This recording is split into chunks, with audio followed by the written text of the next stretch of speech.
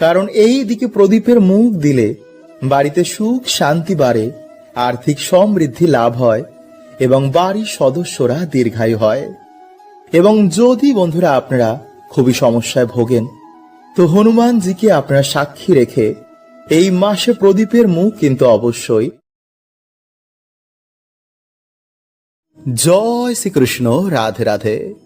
বন্ধুরা, আমাদের হিন্দু শাস্ত্রের অনুসার 4টি মাসকে সর্বশ্রেষ্ঠ মানা হয়েছে, আর তার মধ্যে বৈশাখ ও কার্তিক মাস হচ্ছে সর্বোত্তম। শাস্ত্র বলছে যে বছরে প্রথম এই মাসে আমাদের করা কিছু সামান্য কার্যে সারা নতুন বছরে ভগবান পরম সৌভাগ্যে ভরিয়ে দেন। কারণ এই মাস স্বয়ং ভগবান বিষ্ণু ও মা লক্ষ্মীকে অর্পণ করা হয়। তাই এই সময় কিন্তু বন্ধুরা, এই মাসে আপনারা তুলসী গাছে ভুলেও কিন্তু এইভাবে জল দেবেন না, এবং এই সময় আপনার ঠাকুর ঘরে এই জিনিসগুলো রাখবেন না।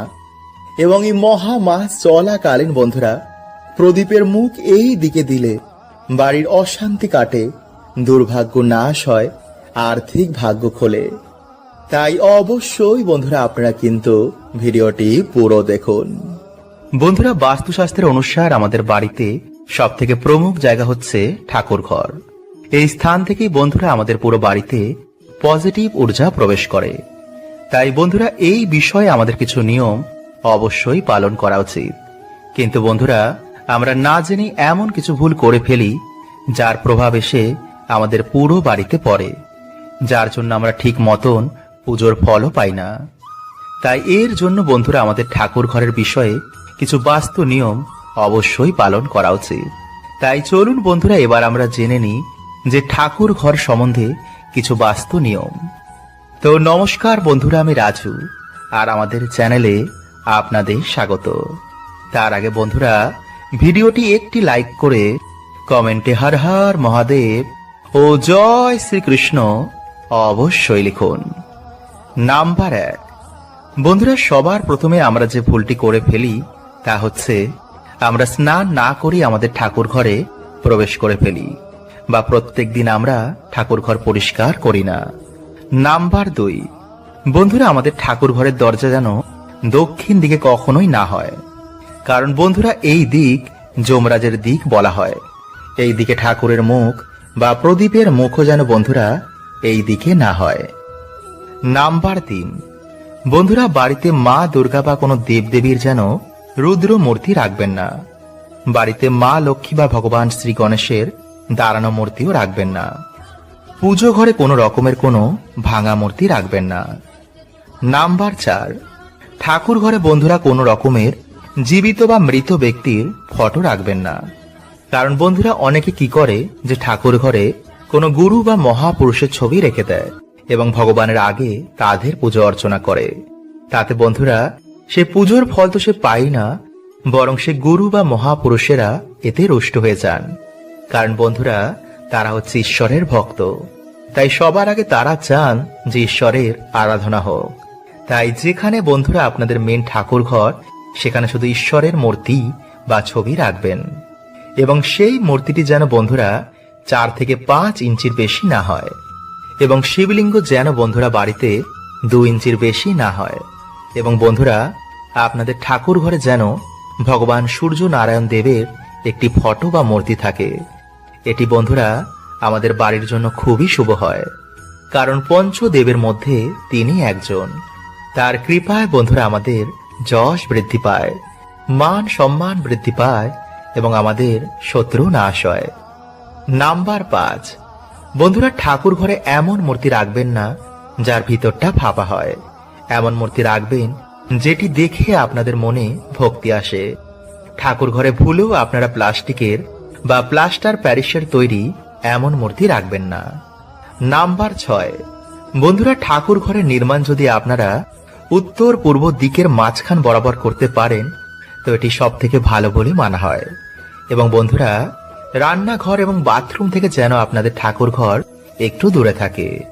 নাম্বার 7, বন্ধুরা আমরা অনেক সময় পুজো করার সময় যে দেশলাই কাঠিটি দিয়ে আমরা ধূপ বা ধুনো ধরাই, সেই কাঠিটি আমরা সেই ঠাকুর ঘরে ফেলে রেখে চলে আসি বা মন্দিরে ফেলে রেখে চলে আসি।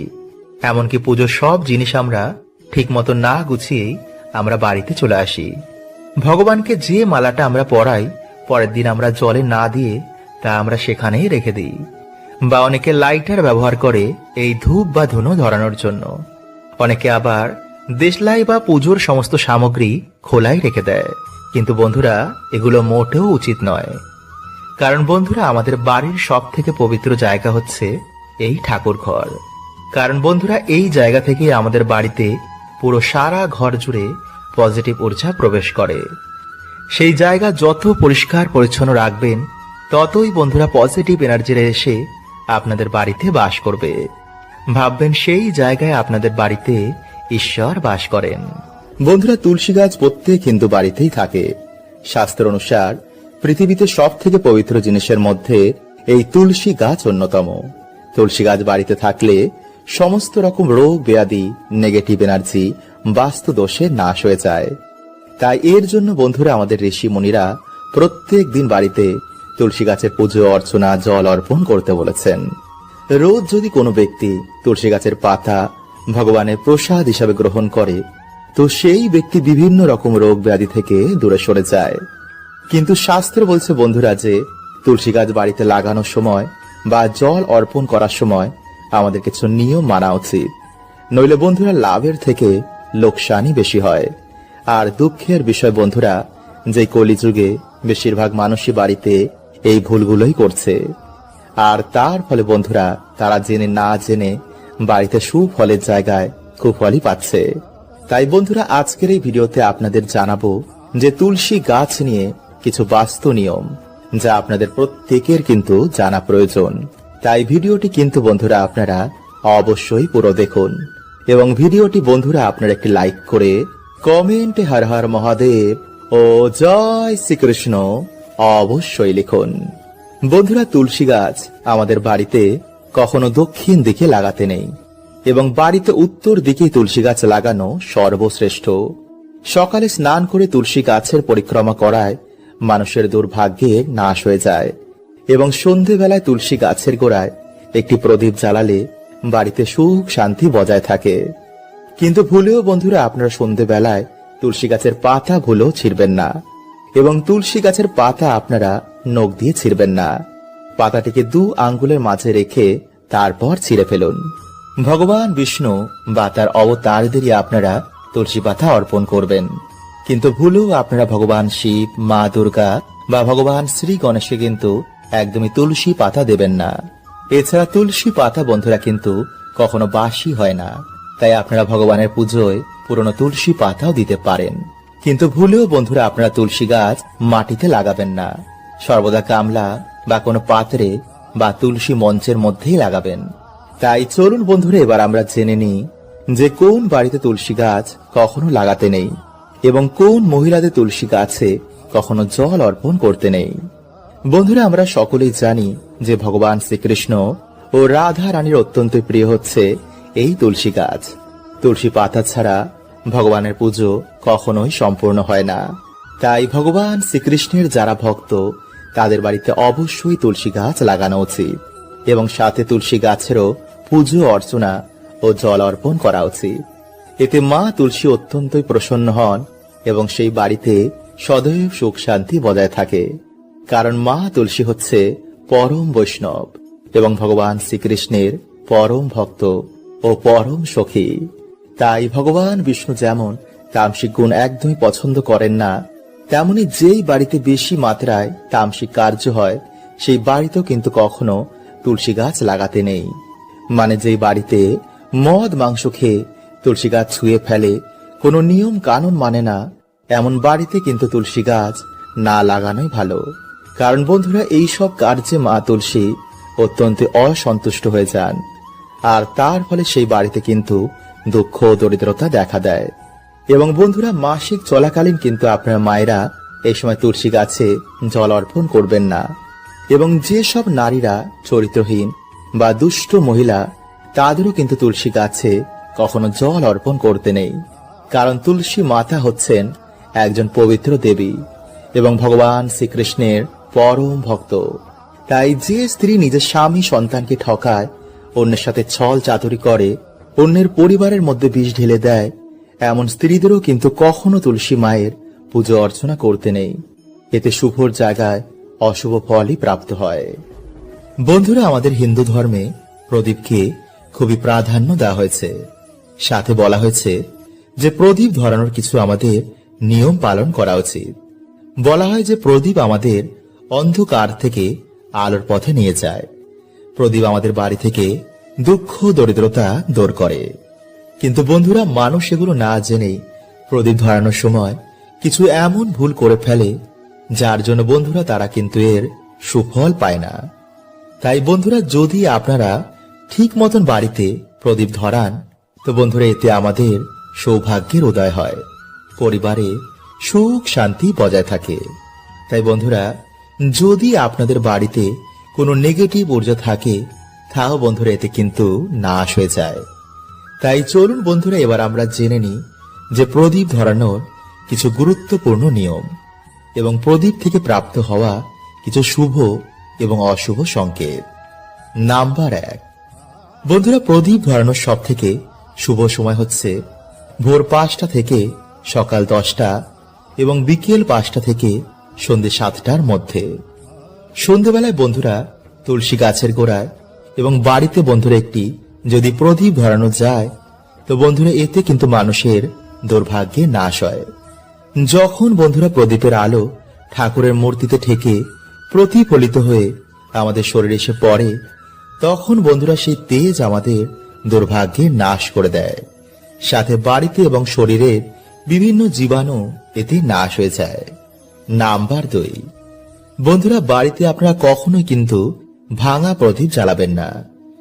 যখন আপনারা মনোবাসনা বলবেন, তখন অবশ্যই বন্ধুরা আপনারা কিন্তু তেলের প্রদীপই ভগবানকে অর্পণ করবেন। এবং একটি জিনিস বন্ধুরা আপনারা খেয়াল রাখবেন, যেন পুজো করার সময় কখনোই আপনাদের প্রদীপটি নিভে না যায়। এটি বন্ধুরা তখনই হয় যখন আমাদের দ্বারা কোনো ভুল হয়ে যায়, যার জন্য বন্ধুরা আমরা পুজোর সম্পূর্ণ ফল পাই না। নাম্বার 3, বন্ধুরা কখনোই আপনারা প্রদীপটিকে কিন্তু মাটিতে ঠেকিয়ে রাখবেন না। একটি প্রদীপ থেকে বন্ধুরা আপনারা কিন্তু কখনোই অন্য প্রদীপ ধরাবেন না। বাড়ির দক্ষিণ দিকে আপনারা কিন্তু কখনোই প্রদীপের শিখা দেবেন না, কারণ বন্ধুরা এই দিকটি হচ্ছে যমরাজের দিক। এই দিকে তখনই প্রদীপ ধরানো হয় যখন আমাদের বাড়িতে কেউ মারা যায়। নাম্বার 4, বন্ধুরা পুজো করার সময় হঠাৎই যদি আপনাদের বাড়িতে প্রদীপের আলো বেড়ে যায়, তো বন্ধুরা এটি আমাদের বাড়িতে সুখ শান্তি আগমন হওয়ার আমাদের সংকেত দেয়। কিন্তু যদি বন্ধুরা আমাদের বাড়িতে প্রদীপের আলো হঠাৎ করেই বিনা কারণে নিভে যায়, তো বন্ধুরা এটি আমাদের বাড়িতে অশুভ কিছু ঘটার বা দুঃখ দরিদ্রতা আসার সংকেত দেয়। তাই শাস্ত্র অনুসার বন্ধুরা সর্বদা পূর্ব বা উত্তর দিকেই কিন্তু আমাদের প্রদীপের মুখ বা শিখা দেওয়া উচিত, কারণ এই দিকে প্রদীপের মুখ দিলে বাড়িতে সুখ শান্তি বাড়ে, আর্থিক সমৃদ্ধি লাভ হয় এবং বাড়ির সদস্যরা দীর্ঘায়ু হয়। এবং যদি বন্ধুরা আপনারা খুবই সমস্যায় ভোগেন, তো হনুমানজিকে আপনারা সাক্ষী রেখে এই মাসে প্রদীপের মুখ কিন্তু অবশ্যই পশ্চিম দিকেই দেবেন, বিশেষ করে আপনারা মঙ্গলবার। বন্ধুরা আমাদের গুরুজন ও সাধু পুরুষের মুখে শুনেছেন হয়তো যে ভগবান সব দেখেন আর তিনি সবকিছু একদিন ঠিক করে দেবেন। তাই তুমি তোমার কর্ম করে যাও আর বাকি সব ঈশ্বরের ওপরে ছেড়ে দাও। কিন্তু এই সংসারের চাপে মানুষ জীবনে এমন জায়গায় পৌঁছে যায় যেখানে এসে সে কোনো রাস্তায় আর খুঁজে পায় না, আর তখনই আমরা ঈশ্বরের ওপর ভক্তি হারিয়ে ফেলি। তাহলে কি সত্যি আমাদের কিছু কথা ঈশ্বরের ওপরেই ছেড়ে দেওয়া উচিত? যদি হ্যাঁ, তো কেন? এই সকল প্রশ্নের উত্তর আমরা এই ভিডিওতে জানব। বন্ধুরা আমাদের এই জীবনে হঠাৎ করে এমন কিছু হয়ে যায় যার আমরা কখনোই কল্পনা করি না। যেমন হঠাৎ করে আমাদের কোনো প্রিয়জন আমাদের ছেড়ে চলে যান, বা যখন কোনো আমাদের আপনজন আমাদের অপমান করে বসে, বা আমরা যাকে সব থেকে বেশি বিশ্বাস করি সেই আমাদের ধোঁকা দেয়, আর সেই সময় আমাদের প্রচন্ড দুঃখ হয়। এছাড়া বন্ধুরা জীবনরূপী সাগরে কখনো আমাদের লস হয়, তো কখনো আমাদের দুর্ঘটনা হয়, আর তখন আমরা ভাবি এই জীবন বুঝি সম্পূর্ণ বেকার। আর তখন আমরা নানাভাবে ভগবানকে দোষ দিই, নিয়তির ওপর দোষারোপ করি। কিন্তু যখনই ভালো সময় আসে তখন আমরা তার মধ্যেই এতই মগ্ন হয়ে যাই যে বাদ বাকি সবকিছু আমরা ভুলে যাই। তাই এ ব্যাপারে তুলসীদাসজি বলছেন, লাভ ক্ষতি, জীবন মরণ, যশ উপযশ সবকিছুই বিধির হাতে। মানে জন্ম থেকে মৃত্যু অবধি যে আমরা যা কিছু ভোগ করি, যেমন লাভ ক্ষতি, জীবন মরণ, আত্মীয় পরিজন, প্রেম, সবকিছুই বিধির হাতে। সে পূর্ব জন্মে যেমন কর্ম করেছিল সেই হিসাবে বিধাতা তার এই জন্মের ভাগ্য নির্ধারণ করেন। জন্ম মৃত্যু তো পরম পিতার হাতে। এর জন্য ভগবান শ্রীকৃষ্ণ ভগবত গীতার 9 নম্বর অধ্যায়ের 22 নম্বর শ্লোকে বলছেন, যে মনুষ্য আমার ওপর মন লাগায়, তার ধ্যান আমার ওপর কেন্দ্রিত করে, তাকে আমি তা প্রদান করি যা তার ভাগ্যেও নেই।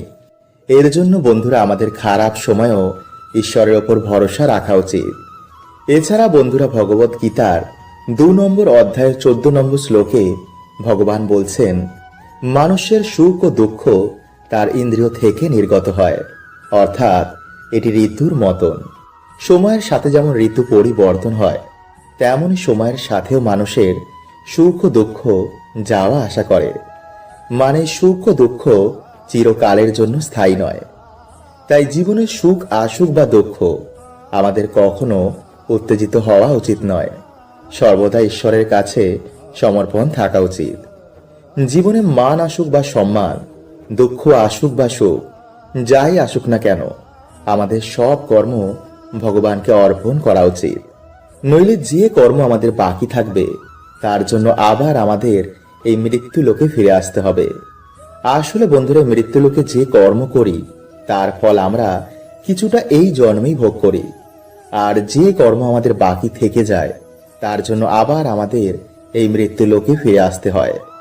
আর সেই হিসাবে আমাদের পরিবার, আমাদের সংস্কার, আমাদের গুণ, আমাদের দোষ, আমাদের প্রেম সম্বন্ধ, সুখ দুঃখ, ধনী গরিব, মান সম্মান, এই সব কিছুই আমাদের কর্মই নির্ধারণ করে। কে আমাদের জীবনে কখন আসবে আর কখন সে চলে যাবে, এই সব কিছু আমাদের পূর্বজন্মের কর্মফলের দরুনই হচ্ছে। তাই জ্ঞানী ব্যক্তি কখনো এতে বিচলিত হয় না, বরং সে আজকের কর্ম সব ভগবানকে অর্পণ করে দেয়। আর একেই ভগবান শ্রীকৃষ্ণ নিষ্কাম কর্মযোগ বলেছেন।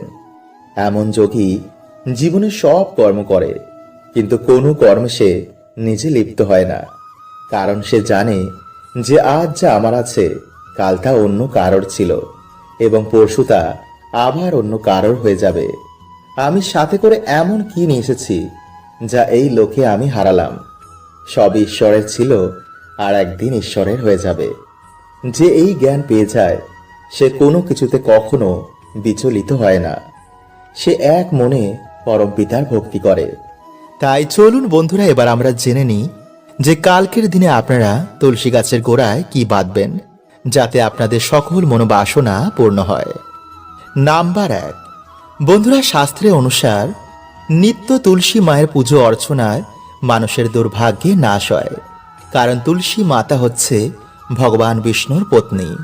তাই আপনারা কালকের দিনে একটি লাল ওড়না যা দেবী মাকে অর্পণ করা হয় তা এনে আপনাদের মনোবাসনা বলে তা তুলসী গাছে জড়িয়ে দিন। যদি আপনারা কালকের দিনে এটি করতে না পারেন তো আপনারা যে কোনো বৃহস্পতিবার বন্ধুরা এটি করতে পারেন।